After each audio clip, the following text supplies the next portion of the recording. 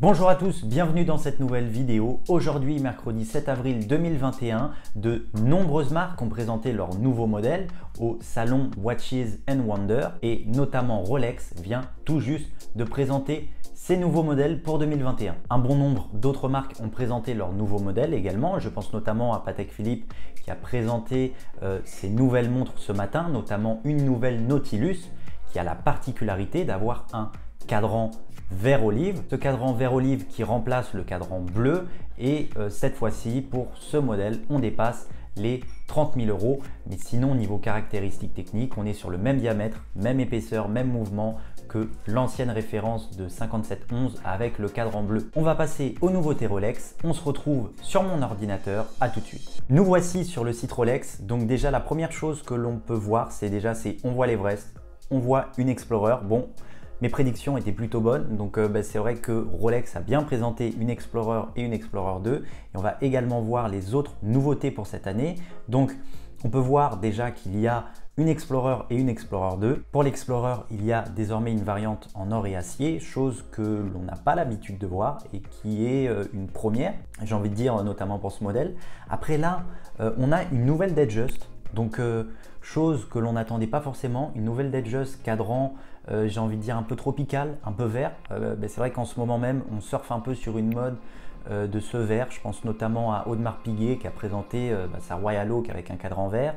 Patek Philippe ce matin aussi qui a présenté une Nautilus cadran vert également. Et maintenant Rolex qui présente une Datejust en 36 mm cadran vert également. On peut voir aussi qu'il y a des nouvelles configurations de Daytona et une nouvelle Lady Datejust. Alors on va commencer sans plus attendre par l'Explorer et l'Explorer 2. On va voir aussi les différences que ces nouveaux modèles peuvent avoir avec les anciens, donc on va également les comparer et on va commencer sans plus attendre par l'Explorer. Nous voici sur la page des nouvelles Explorer. Déjà ce que l'on peut voir justement, la première chose qui frappe c'est cette nouvelle Explorer, donc Explorer 1 en or et en acier.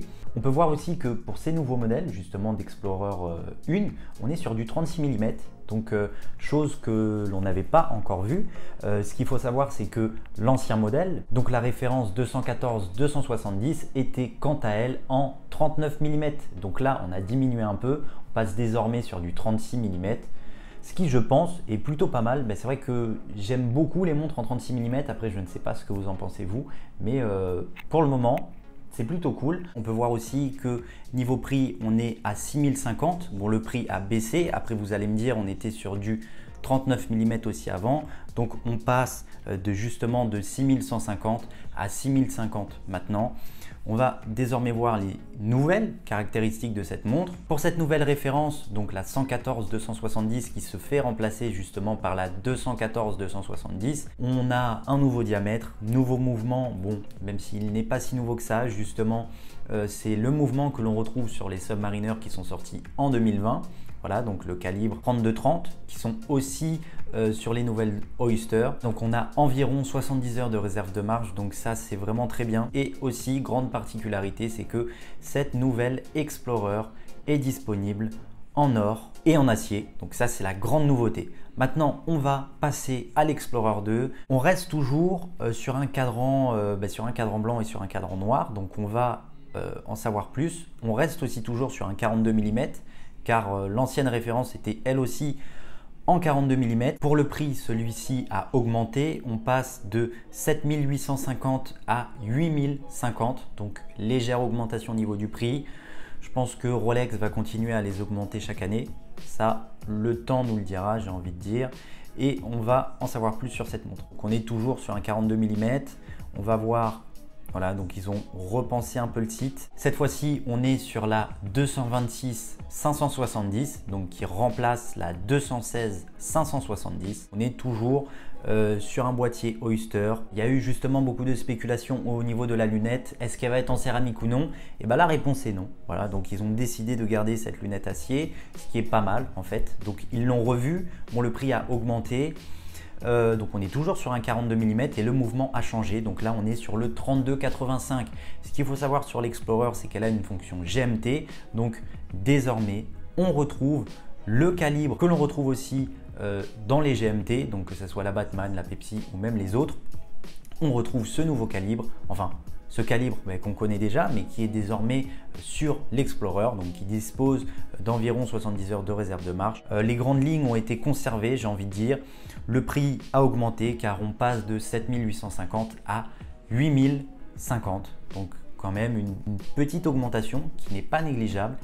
Et ça, c'est pour les modèles Explorer. On va passer maintenant aux autres nouveautés Rolex. Donc on peut voir une nouvelle Datejust cadran vert tropical, j'ai envie de dire. Honnêtement, je pense que personne ne s'attendait à voir ce genre de modèle. Donc Rolex nous a quand même assez bien surpris. Ce qu'on peut voir, c'est que déjà il y a une nouvelle Datejust et une nouvelle Daytona comme on nous le précise. La nouvelle Datejust est équipée d'un cadran palmier, donc un cadran vert olive aussi, ils appellent ça aussi vert olive, que l'on retrouve justement, mais c'est vrai qu'on est très vert en ce moment. Enfin, Patek Philippe a présenté sa Nautilus ce matin avec un cadran vert, Audemars Piguet aussi a présenté sa Royal Oak il y a de cela quelques semaines avec un cadran vert aussi. Donc j'ai envie de dire, tout le monde se met au vert et j'ai envie de dire que le vert est le nouveau bleu. Après, à voir, mais c'est vrai que c'est quand même une nouveauté. Et ce cadran, justement, c'est un cadran décor palmier inspiré des forêts tropicales. Donc voilà, donc on est vraiment sur un cadran vert olive. Et c'est vrai que c'est quand même un plus. Voici les nouvelles Datejust et les nouvelles Daytona. Ce qu'on peut voir, c'est qu'il y a beaucoup de configurations. Donc on peut voir qu'il y a quand même plusieurs pages. Alors voilà, donc on peut voir aussi qu'il y a un nouveau cadran bleu. Voilà, donc un cadran bleu un peu strié qui est assez beau.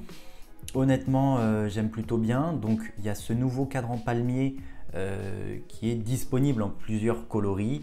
Également, on retrouve le cadran météorite sur les nouvelles Daytona. Et ça, c'est vraiment un plus. Donc il y a tout un tas d'autres configurations. Je vous mets le lien du site Rolex dans la description pour tous ceux qui veulent découvrir aussi ces nouvelles montres. Et autre nouveauté, il y a aussi la Skydweller qui est maintenant disponible sur bracelet jubilé. Ce qu'il faut retenir de cette nouvelle présentation, c'est qu'il y a de nouvelles configurations de Datejust avec de nouveaux cadrans. Il y a aussi une nouvelle configuration de Daytona avec de nouveaux cadrans et de nouvelles variantes. Aussi quelques autres nouvelles variantes de Lady Datejust.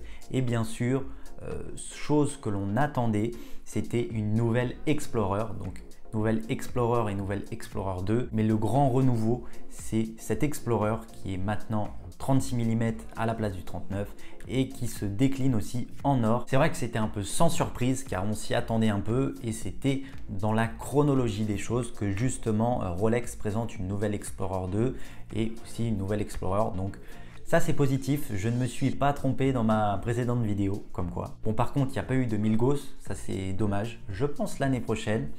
L'avenir nous le dira, on verra ça en 2022. Que pensez-vous de ces nouveaux modèles Rolex? Dites-moi tout ça dans les commentaires. Pour tous les modèles qui se sont vus remplacés par ceux dont je viens de vous parler dans cette vidéo justement, il se trouve que c'est la fin de leur commercialisation, ce qui fait qu'ils ne sont plus disponibles en boutique. Donc bien sûr, ils resteront, je pense, pendant quelques mois, quelques pièces par-ci par-là, mais ça sera minime. Et le seul moyen pour se procurer ce genre de montre, ça va être sur le marché gris ou sur le marché de la seconde main. Il se trouve que la cote de ces montres a commencé à augmenter, donc avant même les annonces. Et là, à la suite des annonces, vous allez le voir, mais dans la grande majorité des cas, il se trouve que la cote de ces modèles monte en flèche, car forcément le nombre de modèles en circulation est dans ce cas-là limité, et ce qui fait que c'est en fonction de l'offre et la demande. Et si la demande est supérieure à l'offre, vous l'avez compris, le prix va augmenter naturellement. On est pour le moment sur des prix abordables, même si ça reste relatif. Et pour tous ceux qui souhaitent acheter ces montres qui ne sont plus commercialisées, je vous conseille de l'acheter via le site Chronext, car honnêtement, je me suis rendu dans leurs locaux à Cologne, je sais comment ils travaillent. Je sais que dès qu'ils ont un doute sur l'authenticité d'une montre, ils ouvrent. Donc, je vous mets le lien de leur site internet dans la description de cette vidéo, surtout qu'avec le code Clément en majuscule, vous avez une petite réduction sur votre achat. J'espère que cette vidéo vous a plu. N'hésitez pas à me suivre sur mon Instagram, le lien est dans la description. Et moi, je vous dis à la prochaine. Salut!